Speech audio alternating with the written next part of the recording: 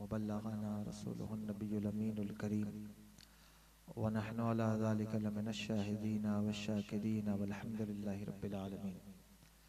वक़ाल अल्लाहु तबारक व तआला फ़ी शान हबीबिहिल करीम इन्नल्लाह व मलाइकतहु युसल्लूना अलन नबी या अय्युहल्लज़ीना आमनू सल्लु अलैहि वसल्लिमू तस्लीमा। अल्लाहुम्मा सल्ली अला अस्सलातु वस्सलामु अलैका या रसूलल्लाह, सलातो वस्सलामु नबी। अस्सलातु वस्सलामु अलैका या नबी अल्लाह व अला आलिका व अस्हाबिका या नूर अल्लाह सल्लल्लाहु तआला अलैहि वसल्लम। मेंबर शरीफ पर तशरीफ़ फरमा, जुमला उलमाए ज़वील एहतशाम, शुराए किराम, अइम्मा मसाजिद, हुफ़्फ़ाज़ किराम, कारकुनान इजलास और जुमला सामईन व हाज़रीन व हाज़रात, अस्सलामु अलैकुम व रहमतुल्लाहि तआला व बरकातुहू।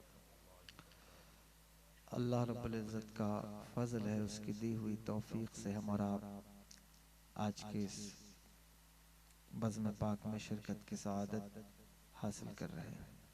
अल्लाह तबारक व तआला हम सब की हाज़िरी को कबूल फरमाए।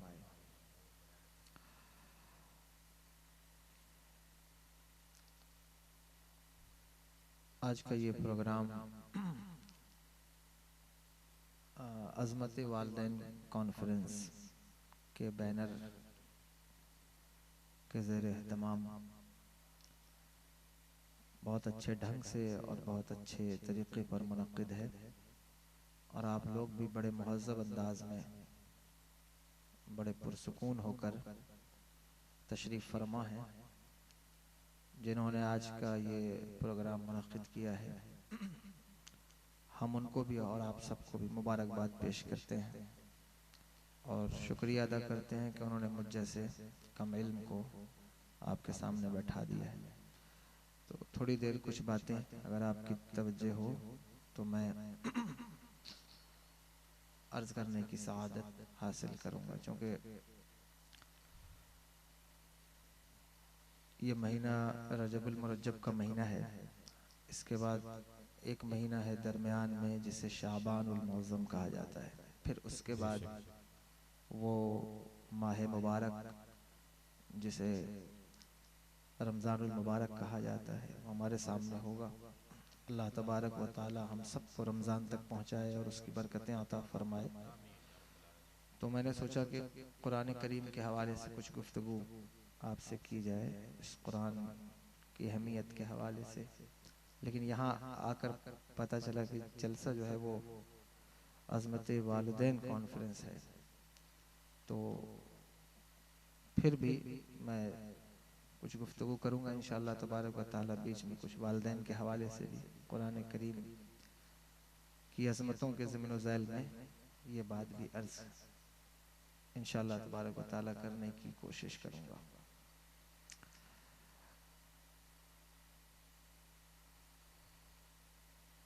अल्लाह तबारक व तआला का करोड़ा एहसान है कि उसने हमें इंसान बनाया और फिर उसने हमें मुसलमान बनाया। बेपनाह एहसान है कि उसने हमें अपने महबूब जनाब अहमद मुज्तबा मोहम्मद मुस्तफ़ा सल्लल्लाहु ताला अलैहि वालैहि वसल्लम की उम्मत में पैदा फरमाया। अगर वो चाहता तो हमें किसी और उम्मत में भी पैदा फरमा सकता था और ये भी उसका बहुत बड़ा एहसान होता कि अगर वो हमें हज़रत मूसा अलैहिस्सलाम की उम्मत में पैदा फरमा देता या हज़रत ईसा अलैहिस्सलाम की उम्मत में पैदा फरमा देता। लेकिन ये उसका कितना बड़ा एहसान है कि उसने हमें ख़ातिमुन नबिय्यीन रहमतुल लिल आलमीन जनाब अहमद मुज्तबा मेरे आका की उम्मत में पैदा फरमाया सल्लल्लाहु अलैहि वसल्लम। फिर उसने हमारे ऊपर करम ये फरमाया कि हमें अपनी आखिरी किताब अता फरमाई जिसे कुरान मुक़द्दस कहा जाता है। और इस कुरान के अंदर अल्लाह तबारक व तआला ने अपनी तमाम आसमानी किताबों के मज़ामीन को जमा कर दिया है। मौलाए कायनात हज़रत अली अल मुर्तज़ा रज़ी अल्लाह ताला अन्हु इरशाद फरमाते हैं कि अल्लाह तबारक व तआला ने कुरान मजीद के अंदर पिछली तमाम किताबों के मज़ामीन को जमा कर दिया है। जितने सहीफ़े हैं और जो किताबें हैं परवरदिगार आलम की, उनके मज़ामीन जमा कर दिए गए हैं कुरान मुक़द्दस में। और फिर फरमाते हैं कि सारे कुरान को सूरह फातिहा के अंदर जमा कर दिया है और सारे सूरह फातिहा को बिस्मिल्लाह शरीफ में जमा कर दिया है और बिस्मिल्लाह शरीफ की वसअतों को उसकी बा में जमा कर दिया है और फिर उसको बा के नुक्ते में जमा कर दिया है। और फरमाते हैं कि वो नुक्ता मैं हूँ। मौलाए कायनात फरमाते हैं कि वो नुक्ता मैं हूँ। मुझे अंदाज़ा है कि आप का मबलग इल्म क्या है, लेकिन ये शुरुआत हो रही है तकरीर की। कुछ बातें तमहीदी तौर पर भी आप बर्दाश्त कर लें, उसके बाद मैं आपकी खिदमत की तरफ आऊँगा इंशाअल्लाह तबारक व तआला। तो मैं जो बात अर्ज कर रहा हूँ उसको भी बहुत तवज्जो से सुनिएगा। बुरा नहीं है अगर कोई नुक्ता, कोई बात आप जलसे से सीख जाएं या आपके इल्म में इजाफा हो जाए, तो इसमें कोई हरज नहीं है। ये बातें भी सीख लेनी चाहिए। इल्म ऐसी चीज़ है कि जो जहाँ से मिले उसे हासिल कर। ये भी मौलाए कायनात का फरमान है। जिस अली का नारा लगाते हैं, बहुत ज़ोर ज़ोर से भी नारे लगाते हैं आप, तो उसी मौलाए कायनात का फरमान है। उनकी तालीमात को भी याद करें। फरमाते हैं इल्म मोमिन का गुमशुदा ख़जाना है, जहाँ से मिले उसे चाहिए कि उसे हासिल कर ले। जहाँ मिल जाए वहाँ से उसे हासिल कर ले। इसलिए इल्म हासिल करने की तवज्जो करें और जहाँ इल्म मिल रहा हो वहाँ से ज़रूर समेटने की कोशिश किया करें। तो ये कुरान मुक़द्दस है। कुरान एक ऐसी किताब है कि जिसने बाकायदा तौर पर ऐलान किया है सारी दुनिया वालों को चैलेंज करते हुए। दुनिया में बहुत सारी किताबें हैं, लेकिन किसी किताब के अंदर आप ये चैलेंज नहीं देखेंगे जो कुरान मुक़द्दस के अंदर मौजूद है। वो ये कि हर किताब लिखने वाला अपनी किताब के आखिर में या शुरू में या कहीं लिख देता है कि अगर इसमें कोई गलती हो, कोई ख़ता हो, कोई लग़ज़िश हो गई हो तो मुत्तला कर दें ताकि उसकी अगले एडिशन में इस्लाह कर दी जाए। तो लिखा होता है अगर कोई गलती हो तो आप उसके बारे में बताएं। लेकिन ये दुनिया की ऐसी वाहिद किताब है इस वक्त, अल्लाहु अकबर, कि जिसके अंदर किसी गलती का शायबा नहीं है। बल्कि कुरान चैलेंज करता है, ज़ालिकल किताबु ला रैब फीह, ये वो किताब है जिसमें कोई डाउट नहीं है। ये वो किताब है जिसके अंदर किसी गलती का इम्कान नहीं है। कोई गलती नहीं है इसके अंदर, कोई गलती निकाल नहीं सकता, कोई इस जैसी दूसरी किताब लिख नहीं सकता। किताब तो बड़ी बात है, कोई एक सूरह भी इसकी मिस्ल नहीं ला सकता। और ये कुरान का चैलेंज है। कभी गौर करो ये कितना बड़ा चैलेंज है, कितनी बड़ी बात है। क्या दुनिया का कोई इंसान किताब लिखकर ये चैलेंज कर सकता है? नहीं कर सकता। बिलाशुबा ये अल्लाह की किताब है, ये हमारे रब की किताब है, उसने नाजिल फरमाई है। हर चीज का डिटेल्ड एक्सप्लेनेशन इस कुरान के अंदर मौजूद है। लेकिन अफसोस ये है कि आप कुरान से वैसी मोहब्बत नहीं करते जैसा कि मोहब्बत करने का हक है। आपकी मोहब्बत कुरान से उस दर्जे की नहीं है जैसा कि कुरान की मोहब्बत का हक है। मेरे आका सरवर दो आलम सल्लल्लाहु ताला अलैहि वसल्लम ने इरशाद फरमाया था, दुनिया से ज़ाहिरी तौर पर हुजूर जाते हुए मेरे आका इरशाद फरमाते हैं, ऐ लोगों मैं तुम्हारे दरमियान दो चीजें छोड़ रहा हूँ। एक पहली चीज अल्लाह का कलाम है जिसे कुरान कहा जाता है, और दूसरी चीज मेरी अहले बैत है। ये दो चीजें मैं तुम्हारे दरमियान छोड़ रहा हूँ। गोया कि आप अगर अंदाजा करें और सोचें तो इस बात का मफहूम क्या है, इस बात का नतीजा क्या है। यानी ये कि ऐ मेरे उम्मती, ऐ मेरे उम्मत के लोगों, मैं तो जाहिरन तुम्हारे सामने से रूपोश हो रहा हूं, मैं जा रहा हूं लेकिन दो चीजें तुम्हारे दरमियान छोड़ रहा हूं। इसका मतलब यह है कि अगर तुम इससे जुड़े रहोगे और अगर तुम इससे वाबस्ता रहोगे तो जो कामयाबी तुम्हें मेरे दौर में मिल रही है वो कामयाबी तुम्हें कयामत की सुबह तक मिलती रहेगी। ये दो चीजें जामिन हैं तुम्हारे कामयाबी की। अगर तुम्हारा ताल्लुक, तुम्हारा रिश्ता इन दो चीजों से जुड़ा रहा तो तुम हमेशा कामयाब रहोगे, कभी नाकामयाबी का मुंह नहीं देखोगे। लेकिन बात यह है कि हम कुरान से दूर हो गए, हमें कुरान की अजमत का पता नहीं, हमने इस किताब हिदायत को समझने की कोशिश नहीं की है। मेरे भाइयों, मेरी बात बहुत खास है और मैं चाहता भी हूं कि वही लोग सुने जो जिनको अल्लाह ने तौफीक दी है। जबरदस्ती कोई बात ना सुने और मैं सुना भी नहीं सकता। तो जो सुन रहे हैं वो मेरी बात जरूर सुने। पिछले दिनों एक आर्टिकल मेरी नजरों से गुजरा। मैंने देखा कि किसी ने लिखा था, अच्छा लिखा, कि एक बूढ़ी औरत किसी मस्जिद के बाहर धूप में जुमा के दिन खड़ी हुई धक्का खा रही थी और लोगों से पैसे मांग रही थी। तवज्जो है आपकी? पैसे मांग रही थी कि कुछ कोई 2-4 रुपए मुझे दे दे तो मेरा कुछ काम हो जाए। मस्जिद से निकलते हुए किसी नौजवान की निगाह उसके ऊपर पड़ गई। उसके कपड़े भी फटे थे, अहवाल दुरुस्त नहीं थे। तो उस नौजवान ने उसका हाथ पकड़कर उसको मुखातब करके उससे पूछा कि बूढ़ी माँ, तू क्यों धक्के खा रही है, क्या बात है? कहने लगी, बेटा 3 दिन हो गए मैंने कुछ खाया नहीं है, मैं चाहती हूँ कि कुछ पैसे मुझे मिल जाए ताकि मेरा कुछ गुजर हो जाए। पेट की आग जो है वो मुझे यहाँ तक ले आई है, वरना मैं हूँ बहुत शरीफ खानदान की और मैं किसी भिखारियों के खानदान की नहीं हूँ, लेकिन इस वक्त मजबूरी है, परेशानी है, जिसकी वजह से मैं इस जगह पर खड़ी हुई हूँ। तो उसने उससे पूछा कि क्या तेरा शौहर नहीं है? उसने कहा कि नहीं, मेरा शौहर नहीं है। कहा बेटे? कहा एक ही बेटा है जो कमाने के लिए बाहर गया हुआ है। देखो अजमत वालिदैन कॉन्फ्रेंस है, बात भी शायद आएगी बीच में। एक ही बेटा है जो कमाने के लिए बाहर गया हुआ है, एक ही बेटा है जो बाहर गया हुआ है।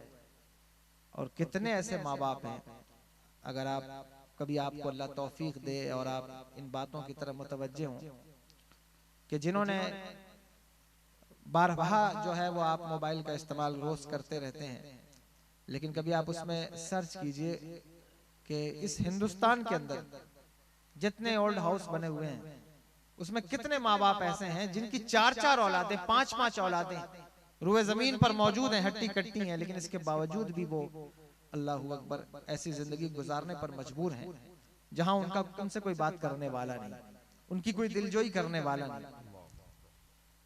अभी कोविड के पीरियड में एक खबर मैंने देखी थी कि वो कोई बच्चा था, वो अपने माँ बाप की खिदमत पर एक शख्स को लगाकर, बाप था, बाप की खिदमत पर लगाकर यहाँ से चला गया। और वो जो खादिम था उसका, वो बाप चूंकि माजूर था, कमजोर था, तो घर में लेटा रहता था बिस्तर पे।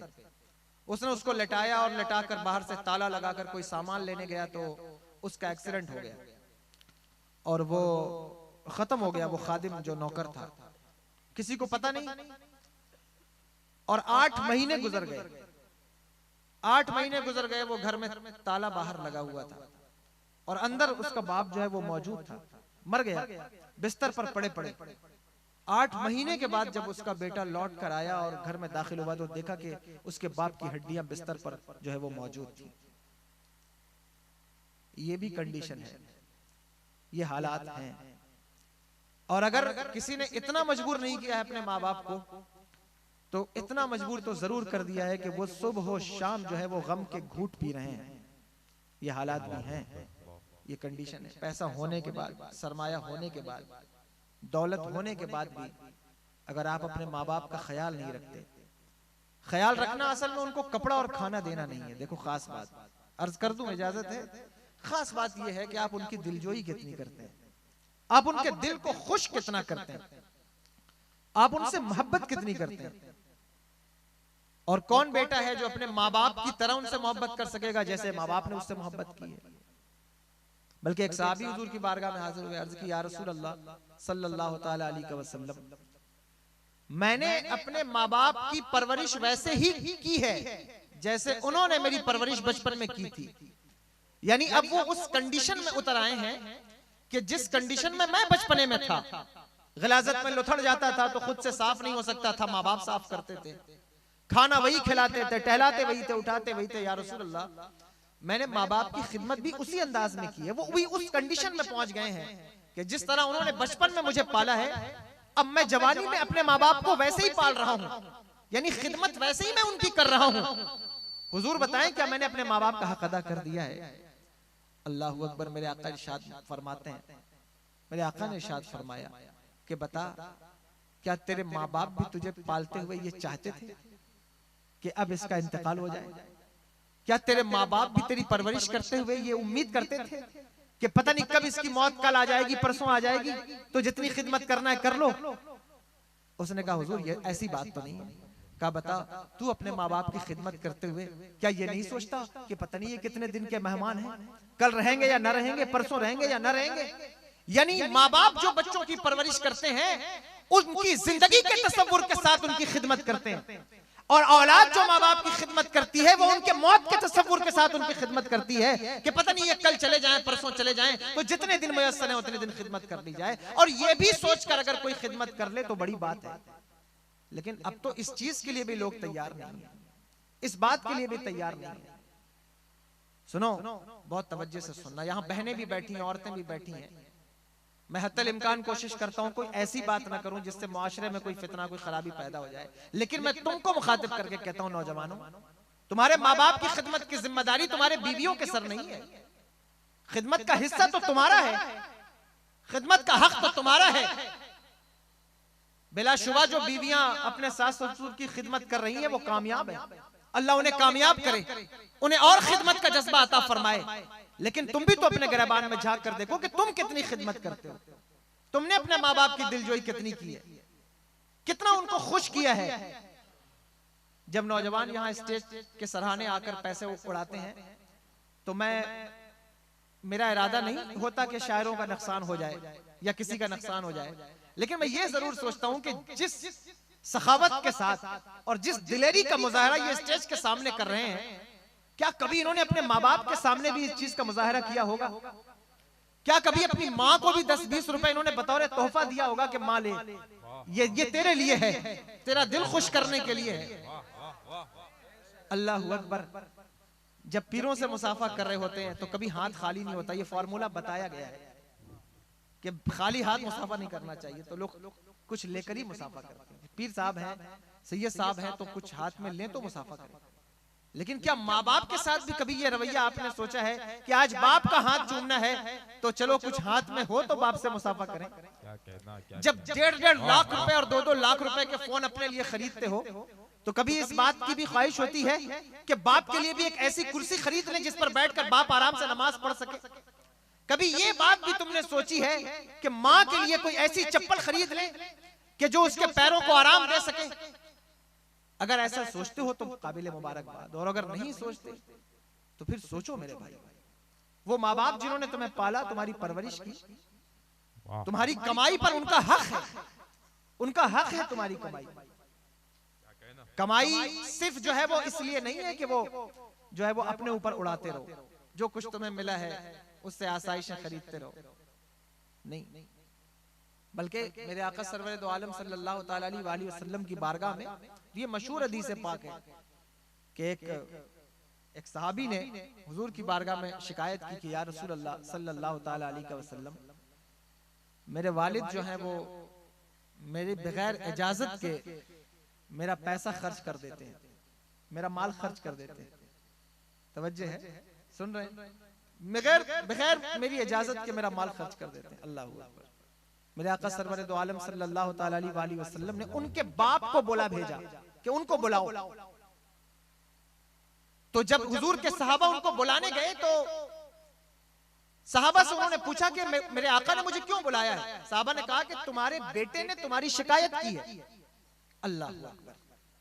जब उन्होंने ये सुना तो उनका दिल दहल गया और आंखों से बेसाख्ता आंसू के कतरात निकलने लगे कि मेरे बेटे ने मेरी शिकायत मेरे नबी की बारगाह में की। अल्लाह अकबर। अब बहुत तवज्जो से ये बात सुनने वाली है। कितने ऐसे लोग हैं जो अपने पीरों से अपने माँ बाप की शिकायत कर रहे हैं, शिकायत कर रहे होते हैं, हजरत मेरे अब्बा के लिए कुछ कीजिए, उनको समझ में नहीं आता, हजरत फला। तो आप कभी गौर कीजिए, कभी सोचिए तो सही, बच्चे अपने माँ बाप की शिकायत कर रहे होते हैं। अल्लाह अकबर, क्या बात है। बीवी आने के बाद साहब बच्चा जो है वो गैरों से अपनी माँ की शिकायत कर रहा होता है। आप सोचिए उनके दिल पर क्या गुजर रही होती होगी। खैर, तो जब उन्होंने शिकायत की तो बेसाख्ता आंसू गिरने लगे, और अरब का माहौल था, अक्सर लोग वहां के शायर होते थे, तो गम के मौके पर या खुशी के मौके पर उनके अशार कहना जो है वो उनकी आदत थी, और ये उनके खून में था। तो उनके जहन की सतह पर भी कुछ अशार जो है वो उभर आए, लेकिन उन्होंने जबान से उसको अदा नहीं किया, लेकिन जहन में, दिल में कुछ अशार जो है वो उभर आए, और दिल ही दिल में उन्होंने वो शेर कहा, अल्लाहु अकबर कबीरा। जब उन्होंने ये बात की तो हजरत जिब्रील अमीन हुजूर की बारगाह में हाजिर हो गए, और हाजिर होकर अर्ज की, या रसूल अल्लाह, आपने जिस बेटे के बाप को बुलाया है, जब वो आपकी बारगाह में हाजिर हो तो उससे कहिएगा कि वो शेर आपको सुनाए जो उसने दिल में पढ़े हैं, जबान से नहीं कहे, दिल में पढ़े हैं। अल्लाहु अकबर। जब वो आए तो मेरे आका सरवर दो आलम सल्लल्लाहु ताला अलैहि वसल्लम ने उनसे कहा कि वो शेर पढ़ो जो तुमने अपने दिल में पढ़े हैं। तो उन्होंने कहा, या रसूलल्लाह, मैंने तो किसी से अभी इस शेर को बयान नहीं किया, मैंने तो जबान से कहा नहीं, आपको कैसे पता चला? बेशक आप अल्लाह के नबी हैं, और अल्लाह ने आपको गैब का इल्म अता फरमाया कि मैंने दिल में सोचा और आपने उस चीज को जान लिया। तो फिर उन्होंने वो शेर पढ़े। अब वो शेर तो इस वक्त मुझे अरबी के याद नहीं है, लेकिन उनका मफहूम मेरे जहन में है इस वक्त। मफहूम जो था, जो इस वक्त मुझे याद है, वो ये कि वो कहते हैं कि वाह मेरे बेटे, आज तूने मेरी शिकायत मेरे नबी से कर दी। अल्लाहु अकबर। वो दिन भूल गया जब तू पैदा हुआ था तो मैं तेरे चेहरे को देख के मुस्कुराता था, जब तू हंसता था तो मेरे दिल की कली खिल जाती थी। ऐ मेरे बेटे, वो दिन भूल गया जब मैं निवाला खुद चबाकर तेरे मुंह में डाला करता था। ऐ मेरे बेटे, तू वो दिन भूल गया जब तुझे चलना नहीं आता था और मैं तेरी उंगली पकड़कर तुझे रास्ते पर चलाता था। अल्लाहु अकबर।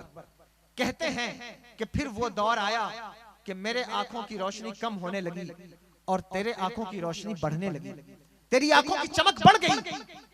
फिर वो दिन भी आया कि मेरे पैरों में लर्जा तारी होने लगा और मैं थरथराने लगा, मैं लाठी का सहारा लेने लगा और तेरे पैर मजबूत हो गए।